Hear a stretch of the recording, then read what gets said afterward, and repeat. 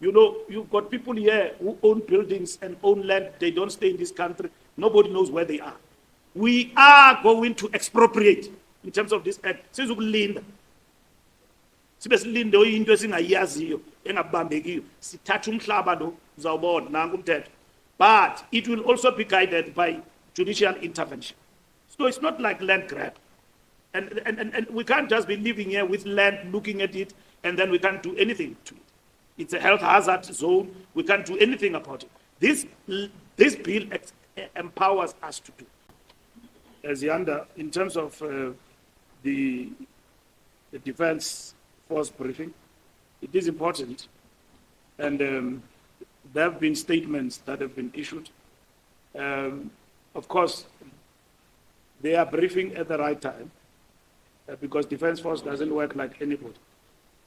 They need time to ascertain the facts and look at their situation and thereafter brief. There are people who passed on and they need to inform families. There are protocols there and so on that they need to follow. But we knew that the briefing was going to come, and probably at a given point in time there will be also the voice of the president. But the minister tomorrow have assured us that he will deal with the details, which I think the media can look forward to that. The problem with South Africa is that people like to jump for things that they don't understand and speak out of turn. Justifiably so, because we're a vibrant constitutional democracy. Things like, is the army equipped? How did it happen that 9 soldiers were killed? Those are the questions the army must deal with. Something went viral that we've got no ammo, we've got no food. It was posted. All of those things must be addressed properly within the sensitivities of the army. But first and foremost, we need to understand that we didn't send our soldiers to war. We sent them to maintain peace. So if we send them to war, you will see crippling.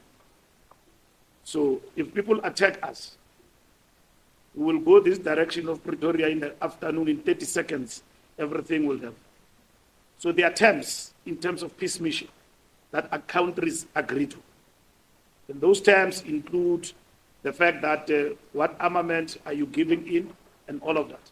And so that those are the things that need to be looked at in relation to the peace mission. So countries are guided in this regard about that. So I'm happy that you asked a question and you left, so it's fine. But I'm available, I can tell you that, so that we can clarify you later. Maybe you are chasing a story, that's fine. But nonetheless, just to finalize the point is that there are protocols that govern peacekeeping missions and countries in terms of their contribution. South Africa didn't go to Eastern DRC to fight a war. They went there as a peacekeeping mission. And we'll talk about that. In terms of that peacekeeping mission, the deployment was guided by SADC, Southern African Mission, in the DRC, in accordance with the principle of collective self-defense and collective action outlined in the SADC Mutual Defense Pact of 2003. And that has happened. That has happened in Delgado, in Mozambique. In fact, we are still there in Mozambique. And we are acting there with Rwanda and others to avert that situation. Our soldiers are there. And I'm not sure whether they are back, but they are in Cabo Delgado as part of this collective defense pact of 2003 of SADC. So it didn't start now because there are casualties. And the ministry will explain what happened. We were informed, Parliament was informed, and under MONUSCO and Summit DRC, SADC, as well as the AU and the United Nations, this mission was established together with elements of the Congolese army and in the creation of what is called FARDC in Eastern DRC. And our army was part and parcel of that. So we didn't live here with all our artillery to go to war. We went there to maintain peace and join others. And in the process of that, when we're faced with challenges and we get to be attacked, and probably, I don't know, we become a collateral in the conflict, it's a question that we need to address. And this is exactly the point that President Ramaphosa is addressing with the heads of state. Because if we take everything stock and barrel and go to war in the DRC, the question will be relevant. For what? For what? We've got, I was in the Eastern DRC in Goma, which has now been captured by M23. And I met those soldiers there. They had Roy Falk and everything and so on. In that, as part of that particular mission. But we are not there to war. We are there to maintain peace. And all the risks must be looked at. We went to Bangui, Central African Republic. Our soldiers died there. Zuma was the president. And then I see Mojo Mtau, he was the general of the intelligence in the army. He knows these missions are executed in what? And he says, no, we must go to war. War with who? It's wrong, that assertion. War with who? Stock and barrel, army, everything, carry the artillery, gripping in the air, Roy Falk, to fight who? We went there to join armies, Southern Africa, Tanzania, and Malawi, to maintain peace in Eastern DRC, M23, to repel them. Now, we must have a workshop, if we forgot, about what is this M23, and why we came to this resolution in the AU and everything else. There are business people in South Africa, it's true, who are doing business in Congo, mining and all of that.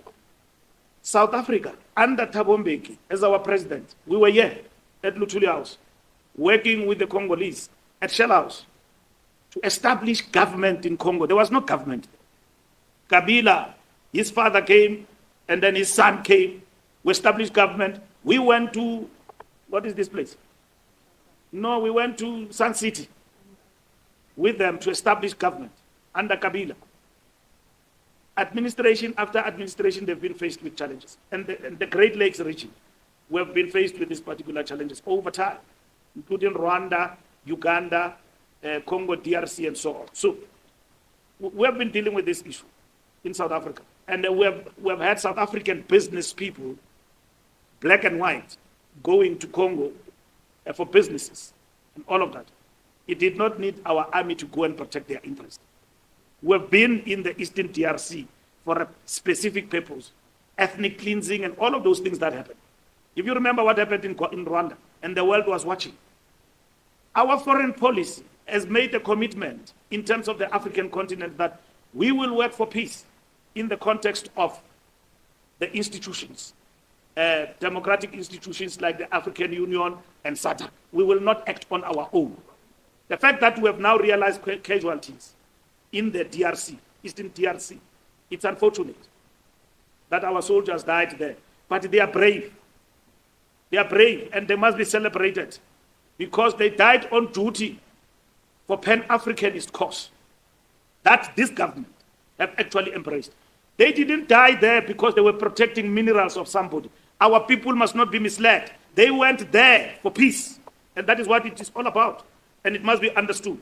So we have taken this decision for a collective action outlined in the SADC Mutual Defense Pact of 2003. So South Africa does not act alone in that particular regard. We act with others. This mission was deployed 15 December 2003 to support the government of the DRC.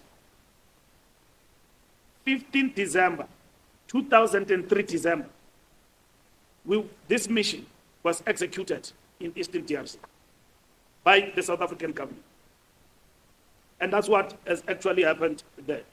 Now, coming to the DA and what the DA lament about the GNU, I don't know what is the lamentation now. What the DA basically want, because as the ANC, we have committed to engage with partners going forward in terms of the GNU, and I will do that this week and the coming weeks to engage with everybody and talk about the GNU and what are their concerns.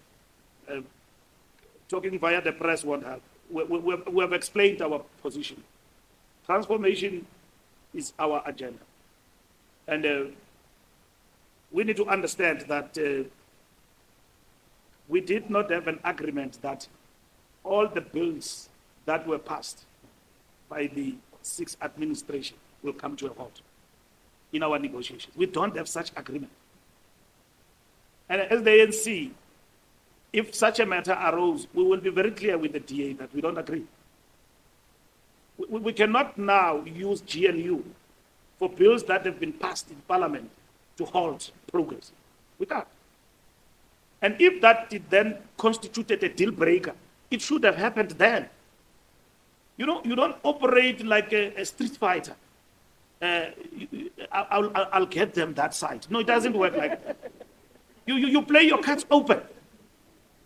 No, we are in, we'll find them. We'll find a way. No, it doesn't. That's why you've got to be honest with people you negotiate with.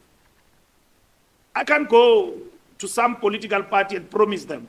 They are just going to think that, no, this Mbalula is just a trickster. You know, he's a trickster, he's a toti. He said this, now it's changing. When you negotiate, because this is about people's interest. We know DA, the interest that they represent, so we can't be untruthful to them. When we talk to them, when we're in the negotiations, when we're talking to them and say to them, no, we agree with you, with the belief that, no, we've got a way to get to them. No, it doesn't work like that. You become straight. If in the negotiations and the discussions it was clear to us that bills that have been passed by the sixth administration must be negotiated afresh, we wouldn't have agreed to that. And there is no such an agreement. So it brings me to the point that I wish to relate to that they talk about in terms of clause 19. That legally clause 19 of the statement of intent will only apply to bills that are proposed, drafted by ministers or DMs. You know, that these are bills that will have to be approved by cabinet prior and so on. I mean, that's the process, you see, because in terms of the bills, you start first at cabinet, it has to be discussed there, cabinet gives a green light, it goes. So the value chain in terms of how a bill is done, it is understood by all of us. So if today there is a proposed bill come through Dean McPherson, it will go through that process, and then it will go through the clearinghouse if there is no finding each other. But these bills are not new. They went into those ministries, knowing very well that expropriation bill has been passed, and it's just waiting the signature. I was talking about the National Land Transport Act, e-hailing. It was sent back to Parliament. It's going to come back. President probably signed. But the president, before he signs, he follows the Constitution. So he can't sign something that is unconstitutional. If the DA and their partners, they believe what the president has signed is unconstitutional, then they have got an avenue to go to court to challenge that particular bill. But now it's an act, it must be implemented. I don't think that is the issue that they don't understand. The issue is fundamentally what they disagreed about right from parliamentary point of view. I think others are just confused because they don't understand Expropriation Act, what it means. Because before it, there was what was there in 1975. And that is what we are responding to. So it does not address what could not pass in terms of Section 25 in Parliament. So we need to take one another step by step to understand where we are. Neither are we saying that the land question is finally addressed in the country with this bill. So what does this bill enable us to do? And this is the point that we need to understand. That, and as I conclude my point, that the Expropriation Act expands the scope to include a public interest, such as land reform and promoting equitable access to natural resources, alongside public purposes. So the Expropriation Act introduces, again, the possibility of nil compensation in specific circumstances such as abandoned land, land acquired for speculative purposes, land posing risks to health or safety, land used for public interest without productive use. You know, you've got people here who own buildings and own land. They don't stay in this country. Nobody knows where they are. We are going to expropriate in terms of this act. Sizukulinda. Sibe silinde into esingayaziyo engabambekiyo. Sithatha umhlaba lo uzawubona nangu umthetho. But it will also be guided by judicial intervention. So it's not like land grab. And we can't just be living here with land, looking at it, and then we can't do anything to it. It's a health hazard zone. We can't do anything about it. This bill empowers us to do. Now, there is a bigger agenda in terms of land program that we are implementing, and that requires numbers and working together going forward. But this is a step in the right direction, and we managed to pass this in Parliament. So we must not confuse issues to meaning that we are misleading South Africans to say that everything and anything about land is now addressed. And I think Phoebe spoke about the policy context in terms of this.